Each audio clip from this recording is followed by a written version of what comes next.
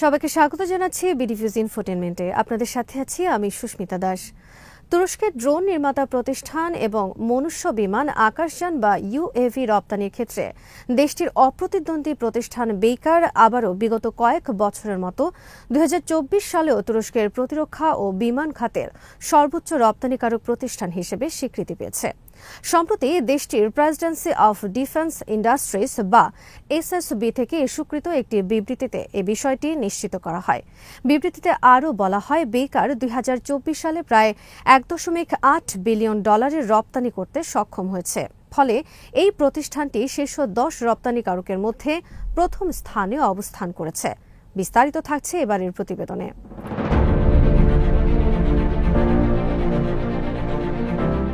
বেকার নামের এই সংস্থাটি আগের বছরও একই পরিমাণ রপ্তানি নিশ্চিত করেছিল।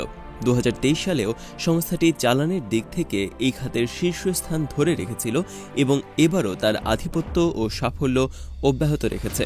2024 সালে $1.8 বিলিয়ন রপ্তানির মাধ্যমে বেকার তার প্রাতিষ্ঠানিক মোট আয়ের 90% রপ্তানি থেকে অর্জন করেছে বলে তারা দাবি করছে।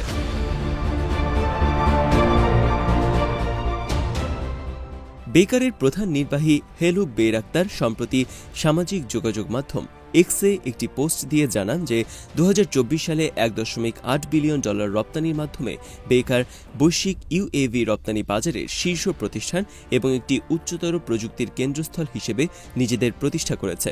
এটি এমন একটি প্রতিষ্ঠান যেখানে মোট আয়ের 90% রপ্তানি থেকে আসে।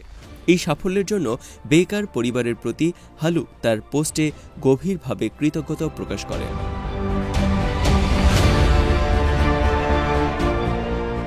প্রেসিডেন্সি অফ ডিফেন্স ইন্ডাস্ট্রিজ বা এসএসবির তথ্য থেকে আরও জানা যায়, 2023 সালে তুরস্কের প্রতিরক্ষা খাতের মোট রপ্তানির 1/3 বেকারের মাধ্যমে অর্জিত হয়েছিল। আর 2024 সালে তুরস্কের প্রতিরক্ষা ও বিমান খাতের মোট রপ্তানির 1/4 সম্পাদিত হয় বেকারের মাধ্যমে।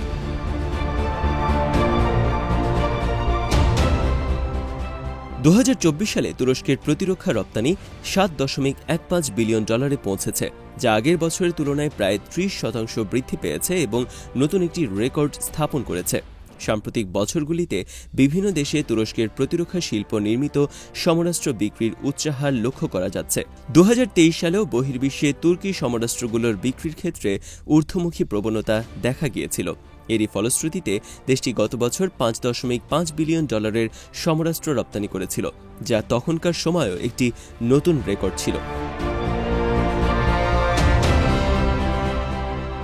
তুরস্কের প্রতিরক্ষা ও বিমান শিল্পের শীর্ষ প্রতিষ্ঠানে পরিণত হওয়া বেকার দেশের গণ্ডি ছাড়িয়ে আন্তর্জাতিক পরিমণ্ডলেও সাম্প্রতিক বছরগুলিতে উল্লেখযোগ্য মনোযোগ ও জনপ্রিয়তা অর্জন করেছে।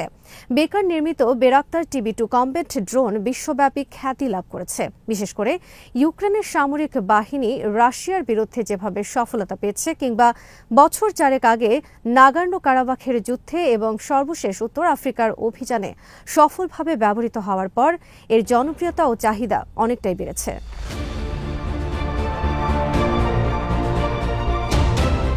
টার্কিশ অ্যারোস্পেস ইন্ডাস্ট্রিজ বা TAI এর পাশাপাশি বেকার 2023 সালে বিশ্বের শীর্ষ 50টি বিমান সংস্থা কোম্পানির তালিকায় স্থান করে নিয়েছিল। বৈশ্বিক বিমান পরিবহন প্রকাশনা ফ্লাইট গ্লোবাল এর পক্ষ থেকে কাউন্টার পয়েন্ট মার্কেট ইন্টেলিজেন্সের করা র্যাঙ্কিংয়ে বেকারকে এই স্বীকৃতি দেওয়া হয়। বেকারের বৈশ্বিক সাফল্যের কারণে তুরস্ক ইউএভি রপ্তানির ক্ষেত্রে যুক্তরাষ্ট্র, ইসরায়েল এবং চীনকে পেছনে ফেলে দিয়েছে।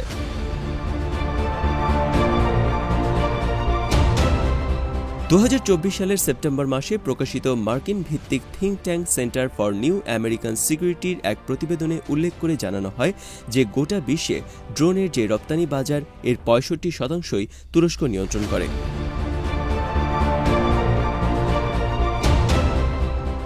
নিজেদের অর্জিত সাফল্যের উপর ভিত্তি করে বেকার সম্প্রতি ইটালির জায়ান্ট বিমান নির্মাতা প্রতিষ্ঠান পিয়াজিও অ্যারোস্পেসকেও অধিগ্রহণ করেছে। একই সময় স্থানীয় গণমাধ্যমে ইটালির আরেকটি শীর্ষ প্রতিরক্ষা প্রতিষ্ঠান লিওনার্দোর প্রধান নির্বাহীও যৌথভাবে বেকারের সাথে কাজ করার ইঙ্গিত দিয়েছেন।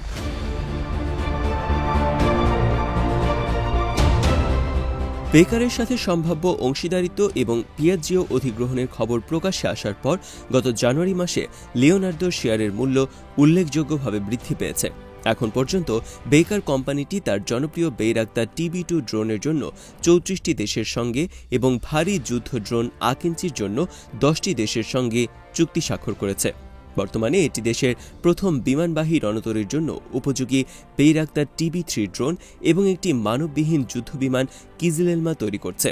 ডানা ভাঁজ করার ক্ষমতা থাকা বেইরাক্তার TB3 ড্রোনটি গত বছর বিশ্বের প্রথম UAV হিসেবে একটি স্বল্প রানওয়েতে থাকা যুদ্ধজাহাজ থেকেও সফলভাবে উড্ডয়ন ও অবতরণ সম্পন্ন করেছে।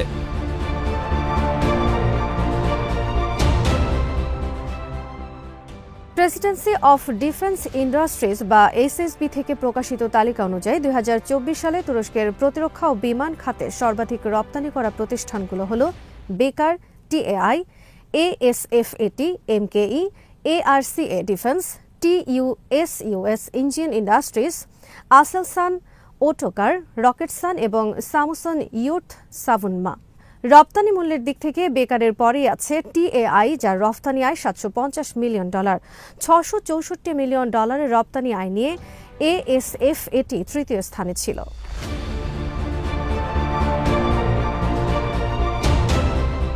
তালিকা প্রসঙ্গে মন্তব্য করতে গিয়ে SSBর প্রধান হালুক গোরগুন বলেন, আজ আমরা গর্বের সঙ্গে আমাদের 10টি প্রধান সংস্থার নাম ঘোষণা করছি যারা তুরস্কের প্রতিরক্ষা ও বিমান খাতের রপ্তানিতে গুরুত্বপূর্ণ ভূমিকা পালন করছে।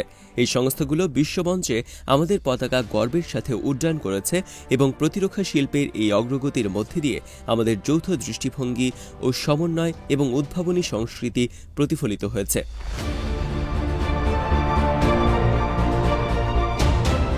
তিনি এই অর্জনের জন্য সংশ্লিষ্ট সকল প্রতিষ্ঠানের প্রতি কৃতজ্ঞতা প্রকাশ করেন এবং দেশটির প্রেসিডেন্ট রিসেপ তাইপ এরদোয়ানের নেতৃত্বে ভূয়সী প্রশংসা করে বলেন, আমরা আরও বড় লক্ষ্য অর্জন এবং শক্তিশালী তুরস্কের জন্য কাজ চালিয়ে যাব।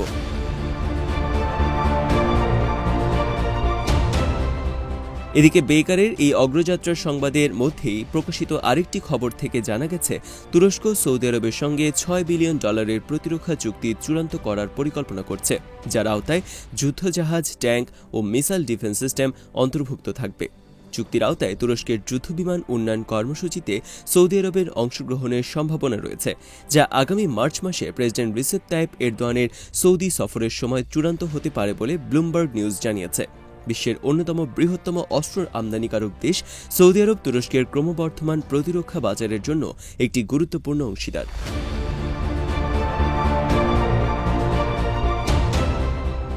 2023 সালে সৌদি আরব অধিক উচ্চতার ড্রোন কেনার জন্য বেকারের সাথে একটি চুক্তি স্বাক্ষর করেছিল, যা তুরস্কের ইতিহাসে সবচেয়ে বড় প্রতিরক্ষা চুক্তি হিসেবে বিবেচিত হয়।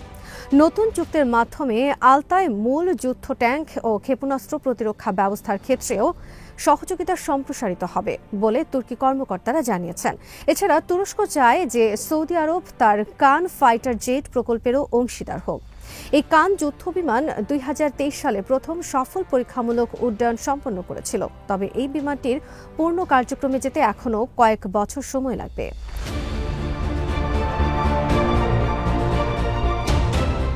প্রকল্পটি ইতোমধ্যেই আন্তর্জাতিক বিভিন্ন ক্রেতা গোষ্ঠীকে আকর্ষণ করেছে।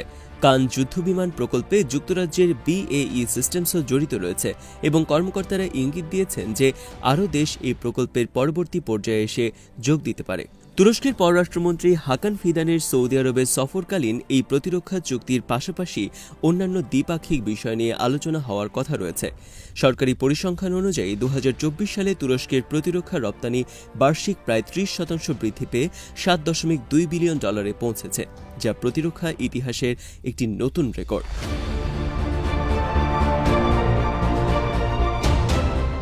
কান দিয়ে যখন সৌদি আরবের সাথে তুরস্কের একটি অংশীদারিত্ব প্রতিষ্ঠিত হতে যাচ্ছে, ঠিক একইভাবে তুরস্কের প্রতিরক্ষা ও মহাকাশ শিল্পের অন্যতম বৃহৎ প্রতিষ্ঠান টার্কিশ অ্যারোস্পেস ইন্ডাস্ট্রিজ বা TIAও আবার ইউরোপীয় বাজারে প্রবেশের পরিকল্পনা করছে।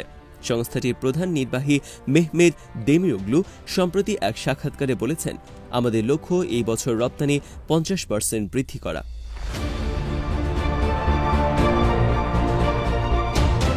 TAI ইউরোপীয় বাজারে প্রবেশকে খুবই গুরুত্বপূর্ণ হিসেবে বিবেচনা করছে। TAI জার্মানির কাছে অ্যাটাক হেলিকপ্টার বিক্রি করতেও আগ্রহী। T-129 অ্যাটাক হেলিকপ্টার এই সংস্করণের হেলিকপ্টারগুলোর মধ্যে সবচেয়ে কার্যকর অ্যাটাক হেলিকপ্টার হিসেবে বিবেচিত হয়।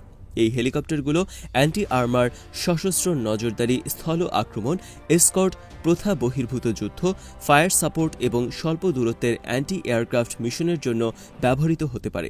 এটি যমজ ইঞ্জিন বিশিষ্ট, ট্যান্ডেম আসনযুক্ত, বহুমুখী ও সর্ববৈরী আক্রমণ সক্ষম হেলিকপ্টার, যা তুরস্কের সশস্ত্র বাহিনীর চাহিদা পূরণের জন্য বিশেষভাবে তৈরি করা হয়েছে।